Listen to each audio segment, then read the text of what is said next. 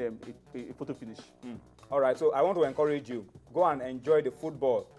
Agege Stadium, when they play, you really enjoy yourself. Bank plays in Agege Stadium. Yeah. MFA plays in Agege Stadium. Yeah. COD and Stationary Stores plays in Onikon Stadium. All right, let's wrap up the show.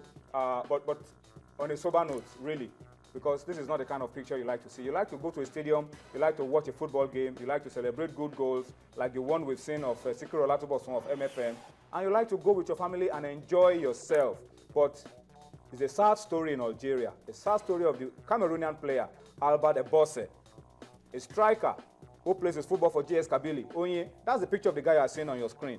He went in search of the greener pastures, left Cameroon, went to Asia, Malaysia, and then came back to Algeria to play his football. But unfortunately, tragedy struck on Saturday after a game involving his club. They lost at home GS Kabylie against USM Algeria. You have been there before, Onye, and you see the rivalry that exists between GS Kabylie. Your visit to Algeria, you know what happens between GS Kabylie and USM Algeria. It has claimed the life of this young man. Very tragic twin. You know, like you said, the rivalry is so intense between USM Algiers and GS Kabylie. You know, it's like Shooting Stars Rangers here. You know, the fans are always passionate. But I think what's happened is that because the project came from his own fans, the security. Somebody threw a missile into the field. From his own home, his club fans. You know, from the place where his own supporters are sitting. Yeah, so I think that's why the security men, you know, lower their guard. But the rivalry between these clubs, you know, presupposes that the security should be very high. It's a big tragedy for, you know, African football.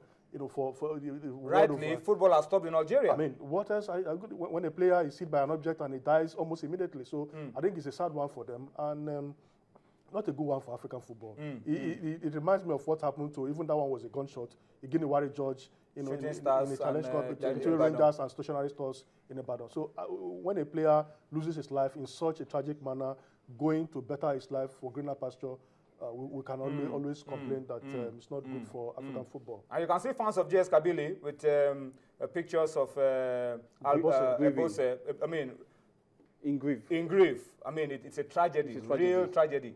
For a young 24-year-old Cameroonian who has gone to play professional football to lose his life this way. And as you said, Dumnodi, it's a lesson for us in Nigeria, because I've gone to a lot of games and I see how people throw missiles onto the pitch. Onto the pitch. How do they get into? How do they get missiles onto the pitch? Bottles, stones. The major challenge I have with Nigerian situation is that the fans would have gotten into the pitch before you see the security agent come in. They always think security is just for the match, for the match itself. But before the match, security before the match, even guarantees security during and after the match. But what they do in Nigeria is during the match, that's when you see the security agent working. When the damage has already been done. There is no security, gentlemen. We don't have security. Let us face facts. The rule says that 50 policemen. Most cases, you hardly see up to 20 policemen. No, the thing. When you have a card of about 5, when the area is not volatile, 10,000. like in Lagos, when it's not volatile. But the point is this: security must be there before, during, and after. The match. Visible and effective. That's visible and effective. But because maybe they feel because the area is not, the stadium is not known to be prone to violence, so they think. They just, but you never can tell what happened. The reaction could be spontaneous. In the history of Algeria, I don't think Algeria is a very volatile area. Let's wrap up this because our time is fast spent. Let's talk about Libya. 2015 Africa Cup of Nations is in trouble because Libya's hosting right. 2017 it's been withdrawn. There's no football that can be played in Libya. There's no government in Libya. There's no clubs in Libya don't play in Libya. El League and Benghazi don't play in Libya. There's so no they play in the neighboring country. So the country has collapsed. So you cannot be talking of football when there's no government. And that's some trouble for CAF. Who are you going to liaise with in terms of stadium inspection? But the good news is that Tanzania is even bidding to Tanzania, Kenya. So they're just putting in to see if they can have a shout in hosting the 2017 African Cup of Nations. All right, so there's no football going on in Libya, and so the 2017 African Cup of Nations is in danger, and we have to look for a new venue for that to happen. All right, EPL game currently going on. Manchester City are 3-1 up over Liverpool.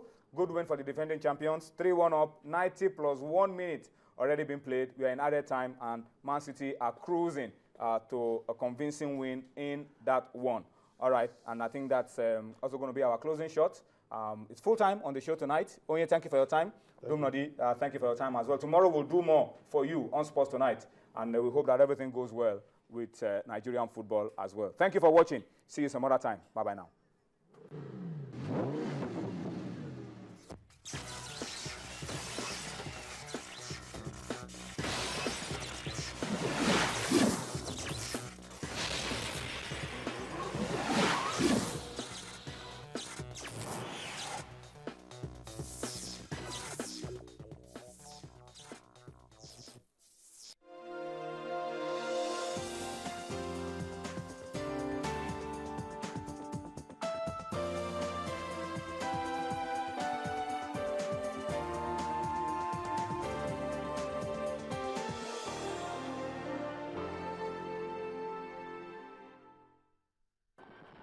Fellow Lagosians, let's stop unnecessary waste of life and property by obeying Lagos State Building Control Agency,